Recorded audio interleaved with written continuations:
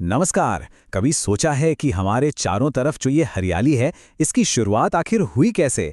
आज हम समय में बहुत पीछे जाने वाले हैं और पौधों के साम्राज्य की उस इनक्रेडिबल कहानी को जानेंगे, जब जिंदगी ने पहली बार पानी से निकलकर जमीन पर अपने कदम रखे थे। तो आज का हमारा सफर कैसा रहेगा? हम शुरुआत करेंगे वर्गीकरण की एक पहेली से, फिर हम शैवाल यानी एल्गाई की अद्भुत पानी की दुनिया में गोता लगाएंगे, जमीन पर कदम रखने वाले पहले पौधों से मिलेंगे और आखिर में ये समझेंगे कि ये सब हमारे लिए इतना जरूरी क्यों है। तो चलिए शुरू करते हैं। सबसे पहला और सबसे बड़ा सवाल वर्गीकरण का। जरा सोचिए, जब दुनिया में लाखों तरह के पौधे हों तो उनमें एक ऑर्डर, एक व्यवस्था कैसे लाई जाए? बायोलॉजी को समझने के लिए ये पहला और सबसे जरूरी कदम है। सवाल ये है कि लाखों प्रजातियों के साथ वैज्ञानिक पादप जगत यानी प्लांट किंगडम को ऑर्गेनाइज कैसे करते हैं। ये हमेशा से एक बहुत बड़ी चुनौती रही है और इसका जवाब भी समय के साथ साथ बेहतर होता गया है। देखिए, शुरुआत में आर्टिफिशियल सिस्टम्स अपनाए गए। ये कुछ ऐसा था जैसे किसी लाइब्रेरी में किताबों को सिर्फ उनके रंग के हिसाब से जमा दिया जाए, मतलब बस कुछ बाहरी लक्षणों पर आधारित, जैसे पत्तियों की गिनती। लेकिन यह तरीका अधूरा था। इसलिए वैज्ञानिकों ने नेचुरल सिस्टम्स डेवलप किए, जो पौधों के असली रिश्तों को, उनकी नेचुरल एफिनिटीज को समझने की कोशिश करते हैं, उनकी बाहरी बनावट से लेकर अंदरूनी एनाटॉमी और एम्ब्रियोलॉजी तक, सब कुछ देखकर। अब हम चलते हैं कहानी के उस शुरुआती पॉइंट पर जहां से सब कुछ स्टार्ट हुआ, पानी का जीवन यानी शैवाल या एल्गी।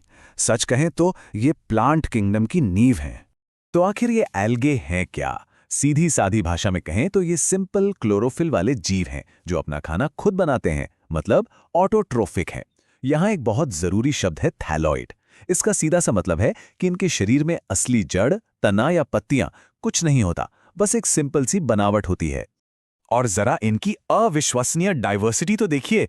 एक तरफ वॉल्वॉक्स जैसी छोटी छोटी कॉलोनियां हैं, तो दूसरी तरफ लैमिनेरिया जैसे विशाल समुद्री कैल्प्स जो सचमुच पानी के नीचे जंगल बना देते हैं। मतलब इनकी वैरायटी कमाल की है। एल्गी को समझने में एक बहुत ही इंटरेस्टिंग और परीक्षा के लिहाज से बेहद जरूरी पहलू है उनका रिप्रोडक्शन। तो चलिए इस पे थोड़ा खास ध्यान देते हैं। सबसे पहला और सबसे सिंपल तरीका है आइसोगैमस। यहां आइसो का मतलब ही है एक जैसा। इसमें दो गैमीट्स आपस में फ्यूज होते हैं जो साइज और शक्ल में बिल्कुल एक जैसे होते हैं। मतलब आप देखकर बता ही नहीं सकते कि कौन सा मेल है और कौन सा फीमेल। अब एवोल्यूशन में एक कदम आगे बढ़ते हैं और आता है एनिसोगमस। एनिसो का मतलब है अलग। यहां फ्यूज होने वाले दो गैमीट्स साइज में अलग अलग होते हैं, एक छोटा होता है और दूसरा बड़ा। तो अब यहां थोड़ा डिफरेंस दिखना शुरू हो जाता है। और तीसरा सबसे एडवांस टाइप है oogamous। इसमें एक बड़ा नॉन मोटाइल यानी स्थिर फीमेल गैमेट होता है, बिल्कुल एक अंडे की तरह, और एक छोटा मोटाइल यानी तैरने वाला मेल गैमेट उस तक पहुंचता है। ये रिप्रोडक्शन का वो तरीका है जो आगे चलकर ज्यादातर कॉम्प्लेक्स जीवों में भी पाया गया। चलिए अब शैवाल के तीन मेन क्लासेस पर एक नजर डालते हैं। ग्रीन, ब्राउन और रेड अलगे यानी हरे, भूरे और लाल शैवाल। इनके बीच का अंतर समझना बहुत जरूरी है। ओके, ये टेबल बहुत जरूरी जानकारी देती है। इसे रटना नहीं है, समझना है। देखिए, सबसे पहले क्लोरोफाइसिया यानी ग्रीन एल्गी। इनमें क्लोरोफिल ए और बी होता है और ये स्टार्च के रूप में खाना स्टोर करते हैं, बिल्कुल जमीन के पौधों की तरह। अब आते हैं फियोफाइसिया यानी ब्राउन एल्गी पर। इनका सीक्रेट इंग्रेडिएंट है फ्यूकोजैंथिन नाम का पिगमेंट, जो इन्हें इनका भूरा रंग देता है। और आखिर में रोडोफाइसिया यानी रेड एल्गी। इनमें होता है फाइकोएरिथ्रीन, एक ऐसा पिगमेंट जो इन्हें बहुत गहरे पानी में भी, जहां रोशनी कम होती है, फोटोसिंथेसिस करने में मदद करता है। यही छोटे छोटे अंतर इनकी पहचान है। पानी के सेफ एनवायरनमेंट से निकलकर अब हम मिलेंगे प्लांट किंगडम के असली पायनियर्स से। ये हैं ब्रायोफाइट्स, वो पहले पौधे जिन्होंने जमीन पर बसने की हिम्मत दिखाई।